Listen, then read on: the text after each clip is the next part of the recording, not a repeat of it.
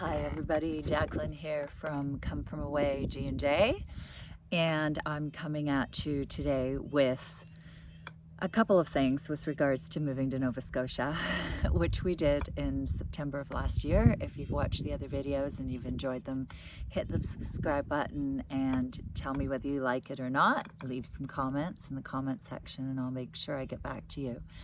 I had a comment not too long ago about whether to buy lake or oceanfront, or the difference between lakefront and oceanfront. And lakes are fantastic.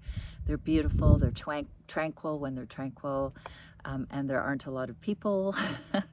And generally lakes do have more people around them. They're smaller, so obviously you don't have as much space per lot. It can be one road in and one road out, so those are a couple of the disadvantages. Of course, they're beautiful, they're much calmer, although the water sports can get annoying on a lake. And price-wise, they are much cheaper in general than buying oceanfront. Now, oceanfront, on the other hand, which is what we did and we decided to invest in because in BC it was completely out of our reach and we would have never been able to buy oceanfront property.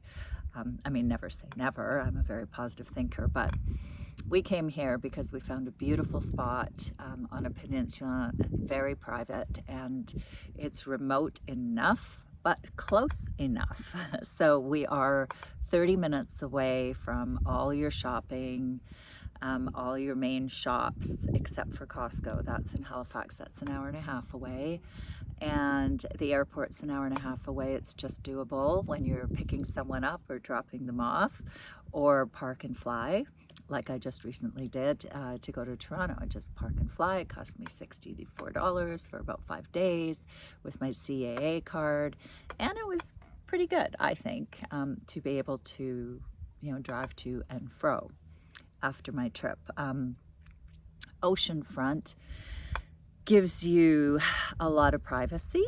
You generally get quite a bit of frontage on oceanfront, and the scenery changes all the time. So you're not looking at the same trees, you're not looking at the same houses across the way.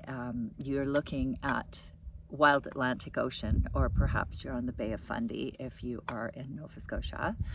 But there's always something else to see. Everything changes constantly. So that's lakefront versus oceanfront in our books anyways. Now, getting to building versus buying already a property that has a house on it and maybe you want to renovate it.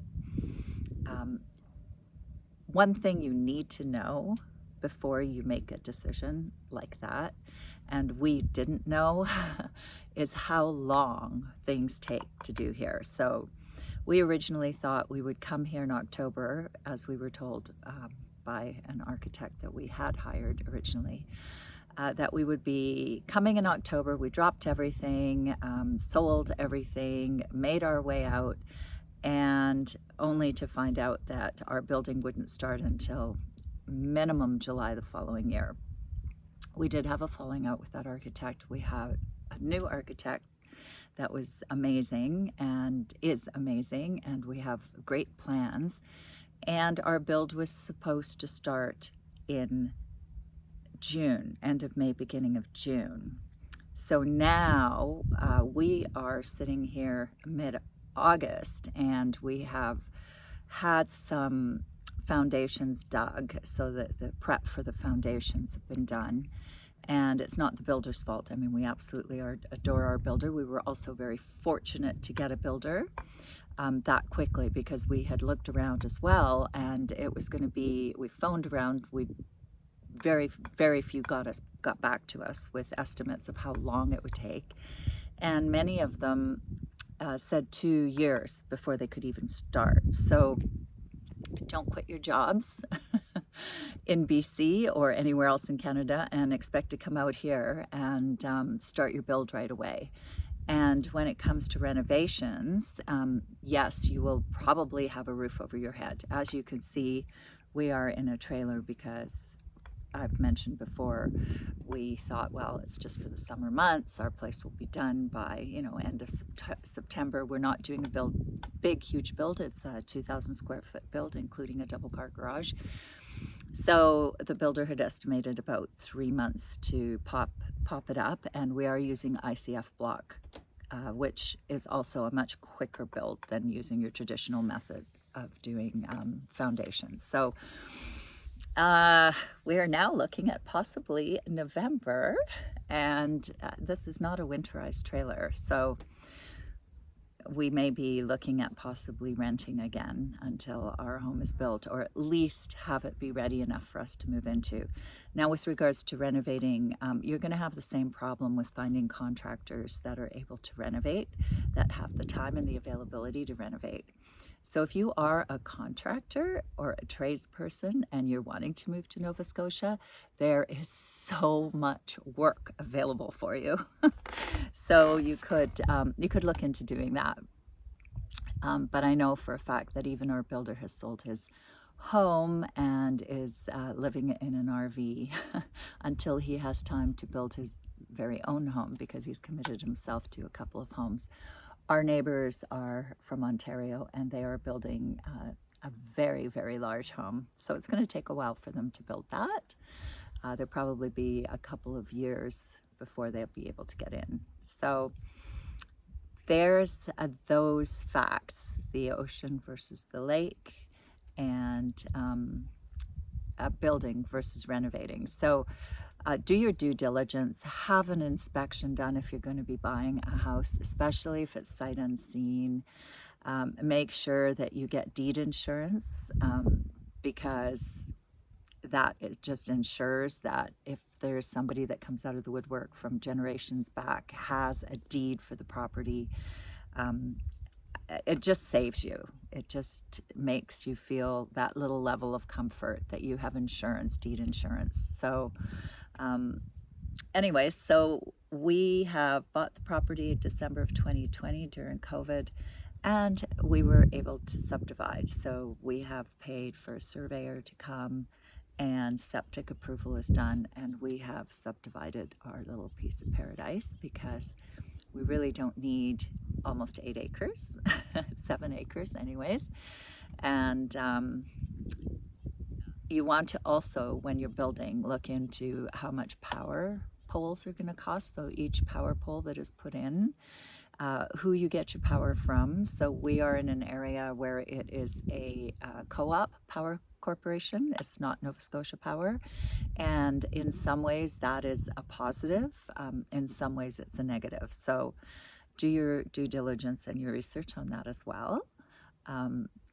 We're very happy so far. Riverport Electric has been amazing for us, and we have power to our trailer. We had a civic address almost immediately once we had a trailer put on site, and that was going to be a problem before. And also know that you cannot get a mortgage on bare land. You have to have a minimum of your foundations done before you can apply for a mortgage. Otherwise, and that includes a construction mortgage. So that's something else you should know. So what else is I going to add to all this? Doesn't matter whether you buy on a lake or an ocean, or whether you buy an already home that built home that you need to renovate. You can find some amazing historical homes, and you want to make sure also that you get permits and that you go by code, because you can be stopped. Your construction and your renovation can be stopped if you are not going by code and it is an old home. So that's something to keep in mind as well. I've heard of that happening. But the beautiful thing is that no matter what you do, it is beautiful here. It is worth it so far. We'll let you know how it goes as we get closer to the colder months. And we'll keep you abreast of what's happening with our build. Our build is a very modern kind of house, so it's not traditional at all. Not a Cape Cod that everybody does around here. And it's more on the modern side, and metal siding, metal roof, all of that. So anyways, we'll keep you posted with all of that. Thank you so much for tuning in again, and I look forward to showing you more, and please post some questions and we'll get back to you. And the ever elusive Greg has still not made a show, but I am working on him. Thank you so much. Bye for now.